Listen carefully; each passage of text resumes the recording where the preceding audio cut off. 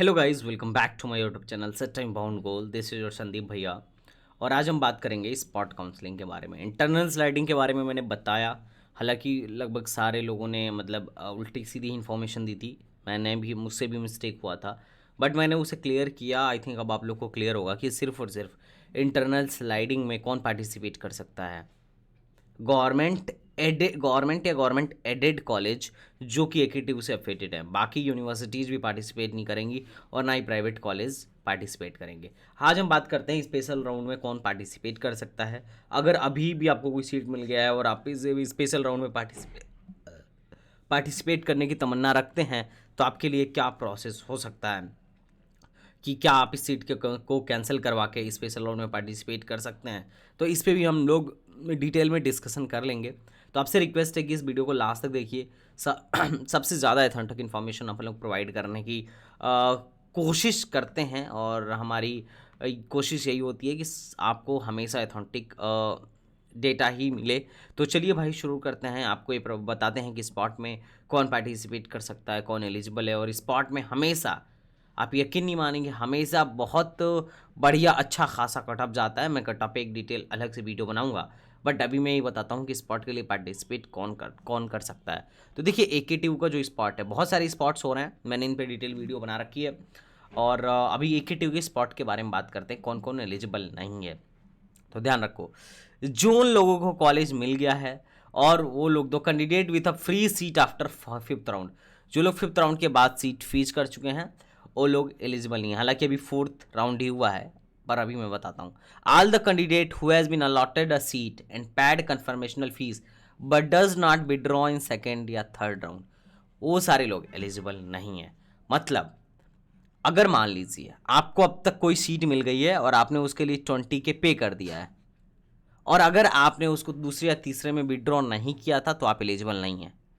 आपको चाहे गवर्नमेंट में सीट मिली है, प्राइवेट में मिली है, अगर आप एडमिशन ले लिए हैं तो एलिजिबल है ही नहीं, डायरेक्टली एलिजिबल नहीं है। लेकिन अगर आप नहीं भी एडमिशन लेते हैं ना, तो अभी एलिजिबल नहीं है। जैसे फॉर एग्जांपल मान लीजिए मुझे अभी कोई कॉलेज मिला हुआ, मुझे कोई कॉलेज मिला है, ठीक है।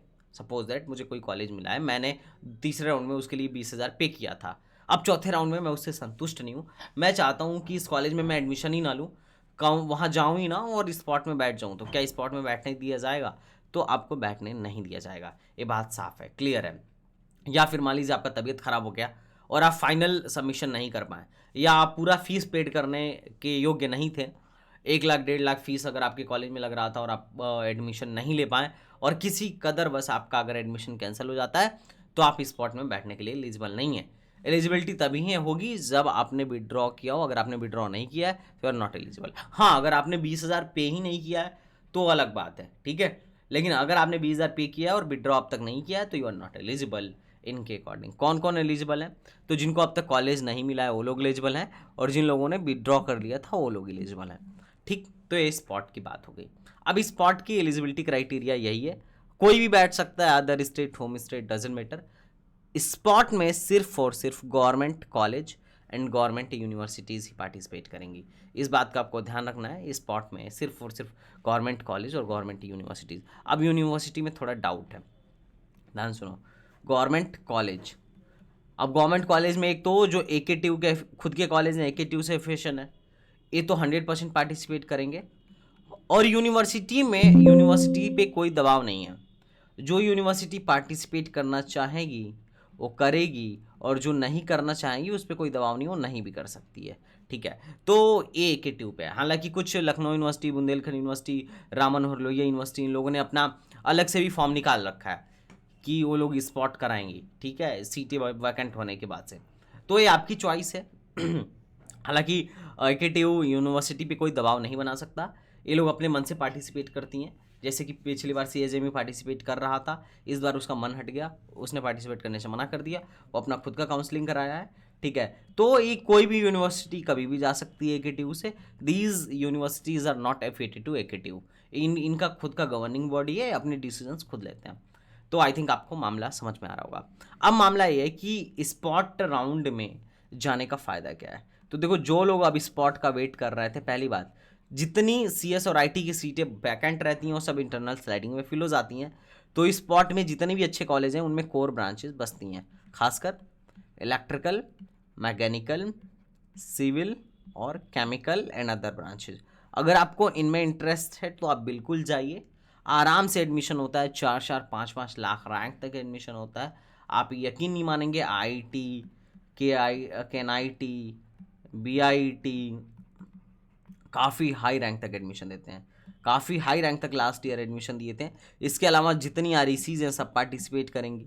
उसके अलावा AITH और नित्रा टेक्निकल कैंपस, ये लोग भी पार्टिसिपेट करेंगे। तो आपके पास अभी भी ऑप्शन है, कोर ब्रांच तो बहुत ईजिली मिल जाता है। अभी मैंने ट्रिपल M में भेजा था बहुत सारे बच्चों को, और लगभग एक बच्चे की 4.938 रैंक, मतलब 4,93,000 के आसपास उसकी रैंक थी, और उसको सिविल मिल गई। तो काफ़ी अच्छा रिस्पांस रहा ट्रिपल MUT में भी, काफ़ी हाई रैंक तक भी एडमिशन हुआ वहाँ पर भी। यहाँ पर तो वहाँ पर सिर्फ एक कॉलेज था, तो 4-5 लाख रैंक तक एडमिशन मिल रहा है ट्रिपल M में। हालांकि ट्रिपल M KNIT BIT के लेवल का कॉलेज है, इनसे भी बढ़िया तुम इसे कंसीडर कर सकते हो। IIT के बाद तुम उसे भी रख सकते हो, ठीक है। तो इनमें भी आराम से एडमिशन होने का पूरा चांस रहता है। तो हालांकि इस बार भी सीटें खाली रहेंगी, लेकिन पिछली बार की तरह तो नहीं रहेंगी, लेकिन फिर भी रहेंगी। तो यही है स्पॉट राउंड में काउंसलिंग करने का फ़ायदा। अब बात ये आती है कि क्या स्पॉट का प्रोसेस क्या है। तो देखो, स्पॉट का प्रोसेस ये है कि इसका रजिस्ट्रेशन जैसे ही स्टार्ट होगा तो आपको 1,000 रुपये का रजिस्ट्रेशन कराना होगा। 1,000 रुपये का रजिस्ट्रेशन करने के बाद से 20,000 आपको डिपॉजिट करना होगा सीट के लिए, ठीक है। अब 20,000 ये नॉन रिफंडेबल होता है अगर आपको कोई कॉलेज मिल जाता है तो। जैसे आपने 20,000 पहले 1,000 की रजिस्ट्रेशन करवा के सीट मिलने से पहले ही 20,000 जमा कर दिया। अब मान लीजिए आपको कोई कॉलेज मिल जाता है, अगर आप उस कॉलेज को ले लेते हैं तो 20,000 उसके फीस में ऐड हो जाता है। लेकिन अगर आप कॉलेज छोड़ के भाग गए तो आपको ये 20,000 रिफंड नहीं होगा। ये 20,000 कब मिलेगा कि अगर आपको दोनों स्पॉट राउंड में, पहला और दूसरा, राउंड 6 और राउंड 7 में, अगर आपको इन दोनों में से किसी में भी कॉलेज नहीं मिला तो आपका 20,000 आपको वापस सही सलामत दे दिया जाएगा बिना 1 रुपये काटे, ठीक है।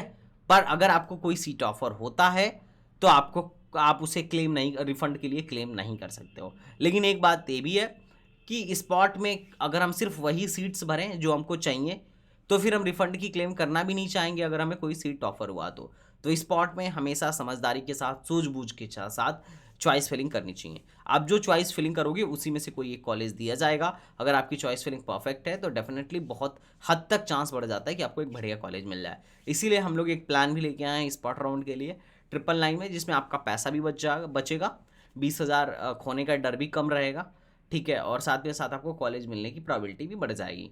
तो ये चीज़ें अगर आप अभी भी कंफ्यूज हो तो, बाकी कोई नहीं, हमारी वीडियो सफिशियंट होती हैं, it's totally your choice. Okay, तो राउंड 6, अब जो अगर राउंड 6 में आपको कोई कॉलेज मिल गया तो आप राउंड 7 में भी पार्टिसिपेट कर सकते हो, कोई उसमें मसला नहीं है, ठीक है। ओके,